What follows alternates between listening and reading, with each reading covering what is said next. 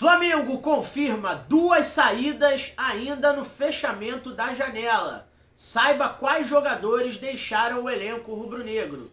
Flamengo recusa proposta de clube de fora por atacante titular da equipe. Vou contar tudo para vocês. Balanço financeiro vê lucro do Flamengo no primeiro semestre. Perspectiva bilionária para 2025 e arrecadação recorde em janela de transferências do meio de temporada. Emissora brasileira vai transmitir jogos do Flamengo no Mundial de Basquete, galera. Setembro chegou e tem Mundial de Basquete. E vou falar também que o Flamengo fechou como mandante o melhor mês de agosto da sua história e também o Flamengo fechou como o melhor clube brasileiro nesse mês. Fala, galera boa! Aqui é o Dieguinho Fla, esse é o canal RD Flanúvel e você é mais do que bem-vindo. Então dá aquela moral pra gente aí, ó, pra começar o seu dia bem bonito, apesar de já estar no meio dele. O dia só fica bonito quando a gente aparece aqui pra falar de Flamengo, né? Quando a gente fala de Flamengo, tudo fica melhor. Então, pra ficar melhor ainda, ó, se inscreve no canal, ativa o sino das notificações pra você não perder nada, comenta, compartilha, deixa o seu like também e quero saber de antemão o que vocês vão fazer nessa data FIFA. Quais seleções vocês vão acompanhar? Além das seleções que tem jogadores do Flamengo, é claro. Só para recapitular aqui para vocês, galera. O Flamengo tem jogadores na seleção uruguaia, tem 3, Varela, Vinha e Arrascaeta. Tem o Carrascal na Colômbia e tem o Plata na seleção do Equador, além do Samuel Lino na seleção brasileira. Então, será que jogadores do Flamengo vão se enfrentar nessas 2 últimas rodadas da eliminatória para a Copa do Mundo? Lembrando que o Uruguai, Brasil, Equador já estão classificados para a Copa do Mundo. A Colômbia tem que correr atrás, né? Então vamos ficar de olho nisso daí, galera, certo? Que a data FIFA deixou o Flamengo de folga. O Flamengo folga hoje ainda e ainda tem amanhã. O elenco se reapresenta na sexta-feira para começar os trabalhos visando a partida com o Juventude no final da semana que vem. De data FIFA, é isso. Mas falando ainda de retornar para o jogo com o Juventude, esse jogo abre o mês de setembro do Flamengo, no time profissional. Mas ainda falando do mês de agosto, o Clube de Regatas do Flamengo fechou invicto, sendo o melhor clube brasileiro e fazendo um dos melhores meses da sua história, se não o melhor mês de agosto da sua história. O Flamengo fez 8 partidas nesse período, sendo uma pela Copa do Brasil, 2 pela Libertadores e 5 partidas pelo Campeonato Brasileiro. Considerando os resultados desses 8 jogos, o Flamengo obteve 6 vitórias, 2 empates. O Flamengo, apesar de ter sido eliminado perdendo para o Atlético Mineiro, esse revés foi nos pênaltis, galera. Então, somando as partidas, 90 minutos, o Flamengo conseguiu 6 vitórias e 2 empates em 8 jogos. Felipe Luiz teve poucas lesões, né? Teve algumas recuperações aí importantes, peças que começaram a encaixar no esquema, que é o caso do Saúl Níguez, começou a jogar bem como titular, fazendo uma ótima dupla de volante com o Jorginho. O Samuel Lino começou a engrenar também no time titular. O Carrascal estreou e começou a ganhar minutagem também. O Plata voltou a jogar bem, Luiz Araújo idem. Matias Vinha aos poucos vem recuperando seu espaço no time titular, alternando com o Alexandro ali, que agora está machucado. Ayrton Lucas não fez uma boa partida contra o Grêmio e teve a questão do pênalti também, não deveria ser dado no jogo com o Grêmio. Enfim, a gente não vai tocar nisso aqui que a gente já falou no vídeo de ontem, mas o Flamengo conseguiu rodar o elenco, ter poucas lesões. Nosso departamento médico está vazio praticamente, só tem o Pulgar em fase final de recuperação de cirurgia no pé por causa da fratura sofrida ainda no Mundial de Clubes contra o Bayern de Munique, e tem também o Alexandro, que teve uma lesão muscular num dos jogos do Flamengo aí do mês de agosto, que ele saiu, acho que foi um jogo com Vitória, né? Que ele saiu ainda no comecinho do primeiro tempo, dando lugar ao Matias Vinha, naquela vitória por 8-0 do Flamengo. Então, o Flamengo está também usando a data FIFA para tentar esvaziar o departamento médico e recuperar já esses 2 jogadores. E essa volta do Alexandro faz o Flamengo ter 3 jogadores à disposição para a lateral esquerda. Cogitou-se até a saída de um dos laterais, mas o Flamengo não vai vender nenhum dos laterais que tem disponível, pai. Não? Não. Sabe por quê? Não. Porque o Alexandro, apesar de ser lateral esquerdo, o jogador já tem 33 anos e ele vai fazer aquele movimento lateral, movimento natural que todo lateral faz em fim de carreira, que é virar o quê? Vamos ver. Técnico. Não, zagueiro. Zagueiro. Que isso? Técnico. Mas seria bom técnico. Vai ser bom técnico. Vai ter que estudar. Vai ter que estudar, tem espírito de liderança e tudo mais. Mas o Alexandro, ele quer fazer a mesma coisa que o Danilo fez no elenco do Flamengo, que é virar zagueiro. E o Flamengo tem uma lacuna no elenco de um zagueiro pela esquerda para revezar com o Léo Pereira. Então o Flamengo vai ter preenchida a dupla de laterais esquerdos, com Ayrton Lucas e com Matias Vinha, que assim que recuperar plena forma física, o que está perto de acontecer, deve ser o titular absoluto e incontestável no elenco do Flamengo, mas que vai rodar bastante por conta das datas FIFA e por conta também da alta quantidade de jogos que o Flamengo vai fazer em datas seguidas de Libertadores e Campeonato Brasileiro. E o Alexandro alternando com o Léo Pereira na zaga pela esquerda, bem como tem o Léo Ortiz e o Danilo na zaga pela direita, isso vai dar ao técnico Felipe Luiz opções para mesclar mais ainda o time do Flamengo. Então vamos ficar de olho aí que ele pode fazer esse movimento de maneira mais abrupta nos próximos dias, tá certo, galera? Nas próximas partidas, principalmente. Então vamos ficar de olho aí que essas são as novidades de elenco do Flamengo. Agora, falando de campo e bola, galera, mas da parte de bastidores, o Flamengo fechou aí a janela de transferências para contratações oriundas do exterior no dia de ontem, dia 2 de setembro. E a parada é a seguinte: o Flamengo negociou 2 jogadores nesses últimos dias aí. Depois da saída do Matheus Gonçalves, que foi ao Al Jeddah da Arábia Saudita, o Flamengo negociou o atacante nigeriano Shola Ogundana, jovem da base rubro-negra aí, de 20 anos, por $450 mil, o jogador que não vai ter espaço no elenco principal, com o Dinamo de Kiev, tá? Daqueles países lá do leste europeu, vocês sabem de onde ele é, não posso falar o nome aqui, mas o Flamengo negociou o Shola com essa equipe do futebol europeu, 50% dos direitos federativos para $450 mil, se você converter aí para o real, cerca de 3 milhões de reais, tá? O cofre do Flamengo sendo reforçado, fazendo o Flamengo chegar a 517 milhões de reais com a janela de transferências fechada. O Flamengo arrecada esse valor com as vendas em 2025. Além do Shola, que foi ao Dinamo Kiev, outro jogador que foi negociado pelo Flamengo com o Santos, dessa vez, do Neymar por empréstimo, é o Vitor Hugo. O camisa 28 rubro-negro foi emprestado ao Santos por uma temporada sem a opção de compra, mas com cláusula de vitrine. Se o Vitor Hugo for negociado durante o período que está lá no Santos, o Peixe da Vila Belmiro receberá 5% da transferência do ex-camisa 28 rubro-negro, que não seria aproveitado pelo técnico Felipe Luiz, mas que no Santos chega para ocupar 2 funções estratégicas no elenco do alvinegro praiano. Vitor Hugo chega para ser segundo volante, posição em que jogou com Jorge Sampaoli, até como titular em 2023 no Flamengo, e chega para ser também meia armador, podendo fazer o Santos jogar no 4-4-2 com 2 meias, com Vitor Hugo de um lado e o Neymar do outro, ou até mesmo propiciar a ida do Neymar para atuar junto com o Guilherme no comando de ataque. Então, o Santos se reforçando aí com mais uma joia do ninho do urubu, tá certo, galera? E essas transferências, como eu falei pra vocês no tópico anterior, já quero saber a sua opinião. Se foi bom negócio do Flamengo vender o Shola e emprestar o Vitor Hugo da forma que foi. Deixa nos comentários que eu quero saber a sua opinião. E como eu tava falando, foi bom também o Flamengo negociar esses 2 jogadores, porque especificamente falando do Shola, como eu disse para vocês anteriormente, o Flamengo chega ao valor de 517 milhões de reais em vendas no ano de 2025. O Flamengo fechou a janela de meio do ano com esse valor arrecadado. É um bom valor, né, pai? Muito. Só que desses 517, o Flamengo teve peças de reposição. Carrascal, Saul, Jorginho, Samuel Lino e por aí vai.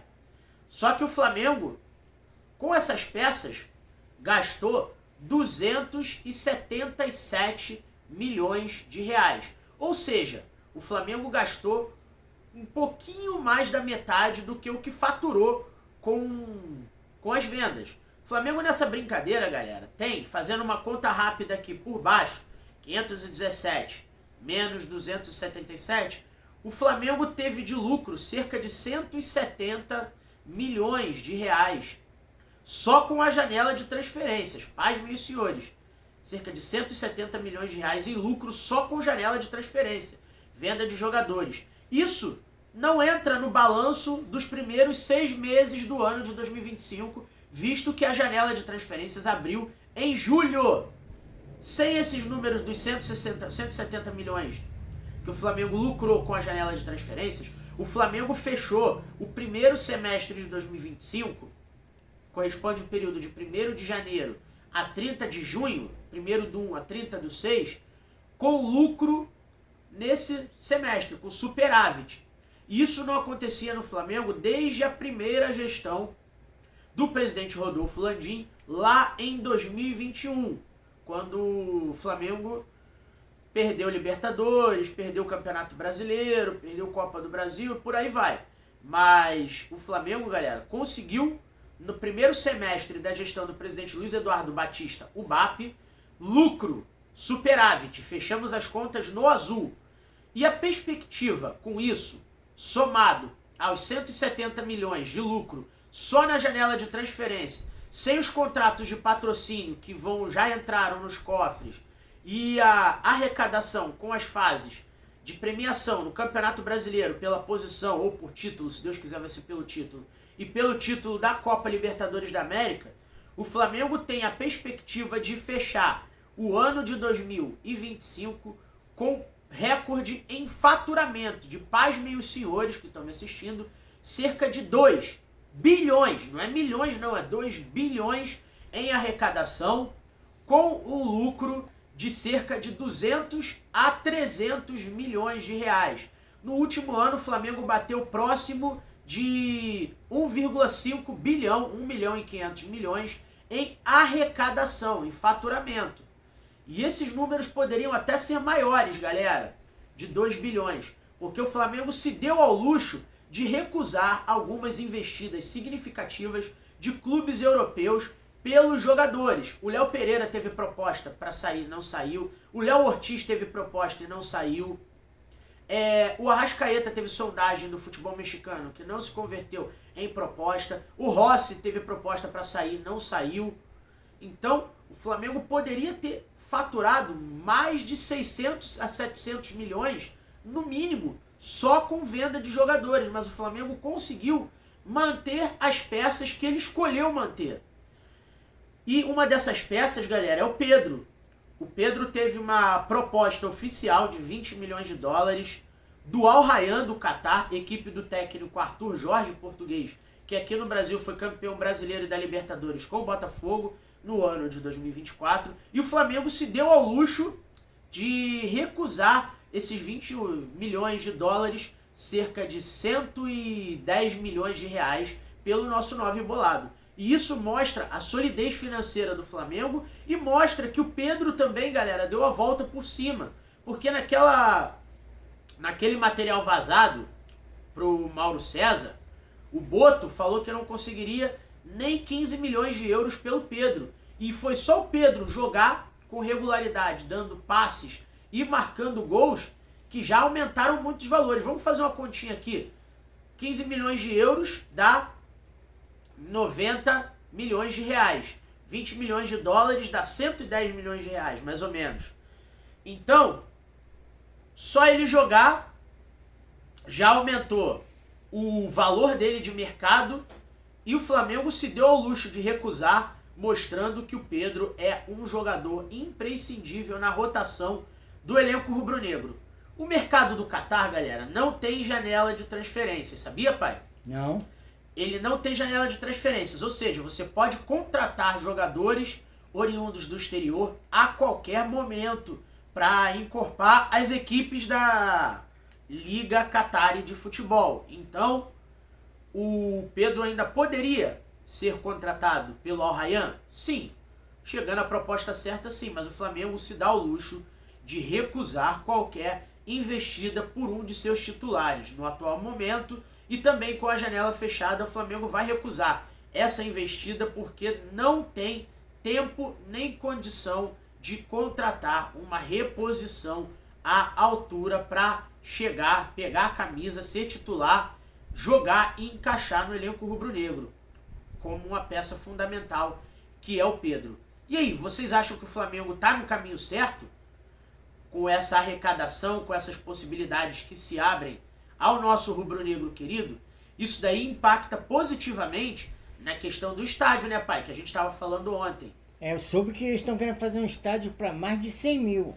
Que foi o que eu falei ontem, que é inviável dadas as condições do terreno do gasômetro. Se você não viu o vídeo que nós soltamos aqui no RD Flanúvel ontem à noite, em caráter excepcional, vale a pena você conferir, que eu falei por que essa informação não procede e por que essa informação é inviável de construir um estádio com essa capacidade ali no terreno do gasômetro, galera. Se quiser, pode. Se quiser, pode, mas teria que comprar o terreno ali anexo, conseguir o terreno do Exército e conseguir estudos de solo que seja satisfatório por causa da fundação, da questão de contaminação do solo, do terreno e do custo que vai ter para isso. Com esse lucro recorde que o Flamengo vai ter em 2025, que eu falei no tópico anterior, essa questão de estádio fica viável, mas dentro daquele molde que o Landim propôs e que o BAP conseguiu prorrogar o prazo na prefeitura.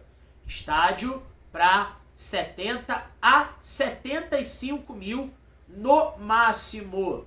E se retirar as cadeiras, calma que eu já vou te dar a palavra e eu vou concordar com você por que não dá, e se retirar as cadeiras de 80 a 90 mil com setores populares e muralhas rubro-negras atrás dos gols. Não dá. Eu vou até me adiantar e dizer aqui, porque a torcida do Flamengo ela é muito maior do que isso e a capacidade de lucro que a gente vai ter com o estádio maior é gigantesca também. Só que por causa das questões políticas, hoje não dá. Mas isso pode virar um trunfo para ser o que você falou, pai, no ano que vem. Sabe por quê?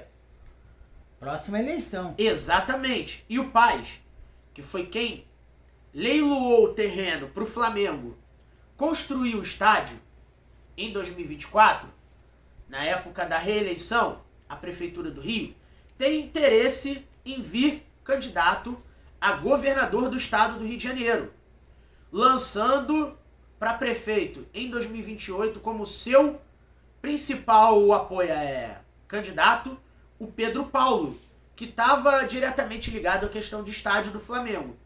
Com isso, o Paz quer ganhar a simpatia da torcida do Flamengo, da nação rubro-negra, mais uma vez com essa questão de estádio. Então, não é a hora da gente tratar questão de estádio para 100 mil, mas também não é a hora de encerrar de maneira definitiva. Para soprar no ouvido do Paz. Paz, vem cá, Duduzinho, olha aqui pro seu tio. 2026 está aí. Vamos ampliar a possibilidade de capacidade do estádio do Flamengo para 100 mil? Dá para liberar isso aí com potencial construtivo oferecido pela prefeitura para que o Flamengo possa vender, igual você fez lá em São Januário? Diego, oi. Sabe de quanto vai ser a capacidade desse estádio? O que você acha? O que você acha que eu poderia... tenho certeza. Não, eu não acho. Ah. Entre 110 e 115 mil. 110 e 120, né? Nem 115, né? Tudo bem, entre 110 e 120. Condições tem. Com todo o meu aparato em construção civil, condições tem. Falta vontade e custos, né? Para cobrir isso. Não, custos já até tem. Tem uma empresa americana, uma empresa chinesa e uma empresa espanhola que quer comprar tudo. Fazer o estádio só vai ficar com o dinheiro dos shows. Só que isso daí, galera, dentro dessa questão de ficar com o dinheiro dos shows, que é o que meu pai falou, e que eu falei expandir um pouco mais isso ontem para vocês, estou expandindo hoje de novo, só para chamar a atenção, não dá. Isso vai ter que ser melhor equacionado dentro de um acordo comercial. Mas ainda tem o hotel que eles vão fazer, que o hotel vai servir para ver o jogo De camarote também. Mas isso daí não... Eles vão explorar isso até por 15 anos. Mas isso daí não tem nada a ver com o Flamengo. A exploração de 15 anos não é o padrão para estádio, pai. Só para não ficar muito longo. Para exploração comercial de estádio de futebol, que foi o que a gente viu aí no Palmeiras, no Corinthians, no Atlético Mineiro e outros clubes que construíram seus estádios, em parceria com empresas e consórcios de arenas, que são referências no caso, como a W Torre lá no Palmeiras e por aí vai, essa parceria comercial, ela tem que ser construída em média entre 30 e 40 anos para ser viável para 70 mil pessoas, 75 mil pessoas, que é o que orça o projeto. Para 110, 120 mil, que é o que o senhor está falando, vai ter que ser mais um pouquinho, cerca de 50 anos, como é feito em algumas parcerias público-privadas, de 25, mais 25 anos de contrato de licitação. O molde, tá, galera? Não vai ser feito por licitação, isso que o Flamengo não é uma empresa pública. Vai ser uma parceria. Então, para isso, também não vai ser só show, arrendamento do estádio para outros eventos. Vai ter o investimento e a fatia de bilheteria comprometida para isso também. Vai ter futebol americano, basquete, MMA e basquete. Show. Vai ser como uma arena multiuso, para que o estádio se torne sustentável e viável para pagamento. Agora, dentro disso, o Flamengo vai ter que abrir mão de algumas rendas. Dia de jogo, bilheteria, essas coisas, vai ser para pagar isso também. E 15 anos não é viável para o Flamengo pagar os custos do estádio sem as bilheterias, tá bom? Meu pai levantou isso aqui, eu trouxe o resumão disso para vocês, então tomem cuidado com essas informações, tá? Para quanto vocês gostariam de ver o estádio do Flamengo construído e em que molde? Deixa nos comentários que eu quero saber a sua opinião. Para fechar, galera, deixa eu falar com vocês. O Flamengo vai participar como representante das Américas no Mundial de Clubes de Basquete, que vai acontecer entre os dias 18 e 21 de setembro, daqui a 2 semanas, 3 semanas no caso, em Singapura. E o Flamengo é um dos favoritos ao título junto com o Unicaja Málaga, da Espanha, campeão da Euroleague. E a parada é a seguinte, nação, esses jogos do Flamengo terão transmissão da ESPN, tá? A transmissão vai ser da ESPN e do Star Plus para todo o Brasil, do Disney Plus. Então vamos ficar ligado aí e apoiar o orgulho da nação. Nas próximas semanas eu vou trazer um resumo e as principais notícias das renovações do elenco rubro-negro, porque agora teu povo, pela terceira vez na Laranjinha, quer o mundo de novo, tá certo, galera? Então, não sai desse vídeo sem deixar o seu like, se inscreve no canal se ainda não for inscrito, ativa o sininho das notificações para você não perder nada, comenta, compartilha e já peço perdão pelo vídeo longo, porque eu quis ao máximo esmiuçar os assuntos aqui para vocês da melhor maneira, com respeito, credibilidade e informação de maneira clara. Tamo junto, saudações rubro-negras e agora eu vou pra aula. Tamo junto.